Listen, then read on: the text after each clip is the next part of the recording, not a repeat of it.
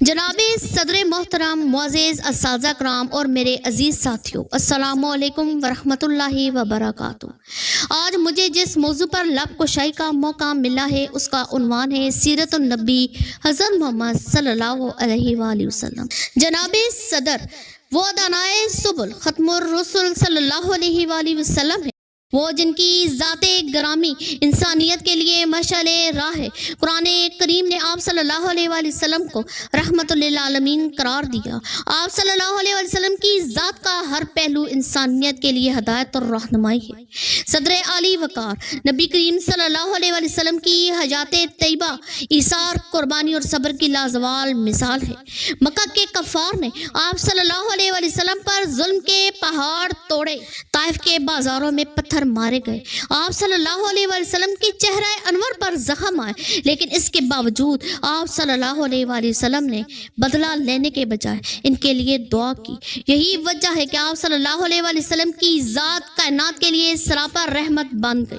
خیرہ نہ کر سکا مجھے جلوہ دانش فرنگ، سرما ہے میری آنکھ کا خاک مدینہ و نجف۔ جناب صدر، جب میں سیرت النبی صلی اللہ علیہ وآلہ وسلم پر غور کرتی ہوں تو صلح حدیبیہ کا وہ منظر نگاہوں میں آتا ہے جب آپ صلی اللہ علیہ وآلہ وسلم نے عام معافی کا اعلان فرمایا، اور فتح مکہ کے دن جب دشمنوں کو سزا دینے کے بجائے یہ فرمایا آج تم پر کوئی گرفت نہیں، جاؤ تم سب آزاد ہو۔ یہ اعلان رحمت عالم صلی اللہ علیہ وآلہ وسلم کی سیرت کا سب سے روشن پہلو ہے۔ صدر محترم، حضور صلی اللہ علیہ وآلہ وسلم کی ذات مبارکہ قرآن حکیم کی عملی تصویر ہے۔